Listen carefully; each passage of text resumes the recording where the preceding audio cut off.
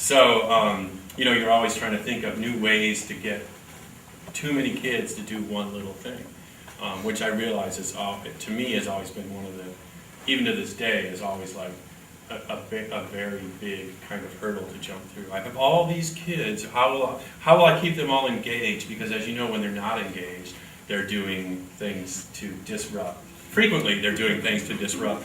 Occasionally, they're on their cell phone talking to their boyfriend out in the parking lot, fair enough. But frequently, they're doing things to disrupt this sort of productivity. And so the great thing about teaching this is that we can find jobs for everyone. I'm very big on rotating as well, so everyone gets the chance. We don't have like a director who's going to tell everyone what to do for 3 days. That doesn't work for me. It's a collaborative process, and so all the students will take turns doing things, holding the boom pole, operating the camera. Someone can be standing there with the script and the storyboard, making sure that we're doing, let's not forget that shot, whatever it was. We need to do the close-up, keeping the students on task. You know, they'll have to change roles as terms of crew. Cast and crew will kind of constantly be rotating. Not only will they be working as a part of the technical crew, but they'll also be in front of the camera. I like that a lot because I'm sure, as you know, with teaching children, they like to see themselves. It's just one of those things. So as much as you can keep them on camera, they will stay engaged, and you know, they like to act. Whether they're good or not is sort of irrelevant to me. It doesn't really have to be. It's not important that the first film they make is like Student Academy Award material. What's important is that they enjoy doing it. And my biggest sort of, over the years, my biggest problem with some other teachers who were a little too, throughout the course of me doing this, not only here but really everywhere, is that I want them to feel engaged and to sort of come and to feel like they're able to talk and say ideas and that you're not holding them back. Basically start creating your script and then assigning like research, information we can use, possible interviews, going back to the kids themselves. What resources do they have? What people they know that we can interview, like, I don't know, mayors or scientists. My dad's a scientist. Who they know, and using resources that the kids know. And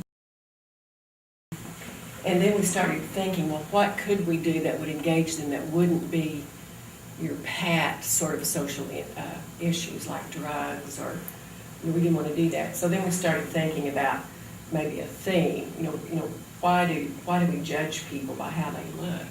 Or what would it be like to walk around in someone else's shoes? And then we started thinking, our brains were just kind of hopping around. Then we started thinking, even in small schools, you have stereotypes.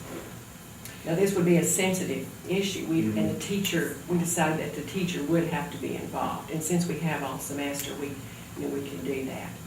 So we decided that we would try to examine some of the groups that the kids, and we think this is what they'd come up with. We think that they would come up with the gothic, the emos, the preps, the jocks, the plastic Barbies. In Fayetteville, we have the bohemian style, and then we have the geeks, the GT kids or the computer kids, those sort of kids. And then we decided, well, how would we approach that? We'd have to talk to them, I think, and we'd have to brainstorm with them and move away from just name calling. We'll look beyond the facade and what makes them different, and then our goal would be to decide, are they really different at all?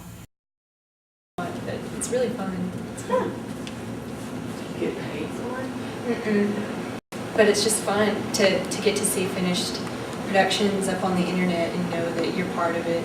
It's really cool. It is pretty cool. I didn't know that existed. And both Angie and Toby write for the Galaxy, which you're going to see. They're among our Galaxy contributors. You know, because like she was saying, we got so much that we do in just 4 days to get it done, and even though we do that lunch, and there's we break for lunch, but that's about it, and it's fun. I mean, I have fun doing it. It's not like I'm working. It's a lot of fun.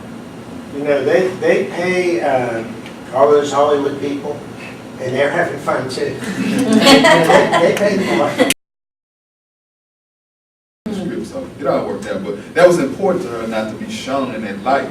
And cause she told me, she said, well, you know, shoot me from above, and don't show She no-" was 14, wasn't she? She's 14 14 years years old, and she had gotten, her mother had gotten in touch with us before the workshop, said, well, the facility is accessible, and you've seen the ramps, and You know, I let her edit a lot of the stuff, and she just wasn't, you know, real involved with it and interested in doing stuff like this. So hopefully she learned something that, you know, she can continue to do. And she emailed me, you know, where she got her, she found me on Facebook. After Blue, but she was just asking about a CD, just saying, I mean, her DVD, just saying how great of a time that she had. And that's one of the challenges, you know, we do it here, we don't leave campus at all. So adapting to do certain kinds of things on campus is kind of a challenge. But there are living room looking spaces. Yeah, and there's there used to be a student coffee lounge. shop space. Yeah, so we're able to sort of, and we do it at a time when the college there's not much going on, or at least less than there usually is, so we have a little more flexibility about where we can go and shoot. And that's one of the things that's been good for us, is the college has been very good to us as far as letting us, you know, be here for a week. And we make a lot of noise, and we take up a lot of space, and we crash into things, and sometimes, you know, but they kind of understand the value of it and have been really supportive of it. We kind of just go over the basics of editing and figure out who's going to fall into what like category, as far as like if some person's interested in doing the music or some person's interested in editing their section, I guess is what he said.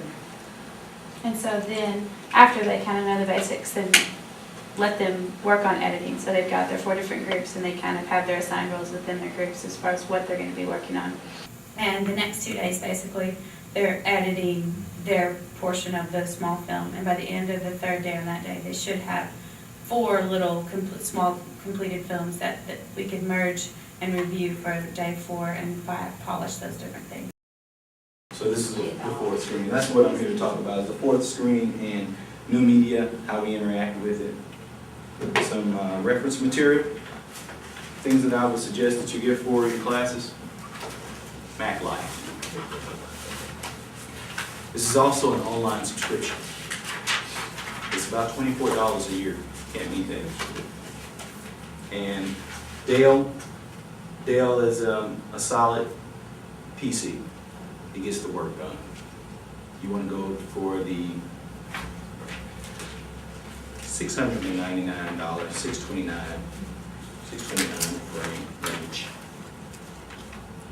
You want something that's going to hold about 250 gigabytes on the hard drive, at least 2 to 4 gigabytes of RAM, good video card, and most definitely a FireWire port. And that's the iMac. This iMac here is the older iMac. This is the model that we use in the T Tauri. It's a really cool iMac. What you see on the screen right now, that's iMovie, that's the DVD, that's iPhoto, and that's iTunes. All of this comes pre-packaged on the machine when you buy it. Wonderful. You already have an editing system straight out the box. Plug your camera in. Oh, you just plugged the camera into me? Would you like for me to pull that video over for you? That's how easy and simple the process of editing has become with Mac. So he said, wouldn't it be cool if we had like an online film school?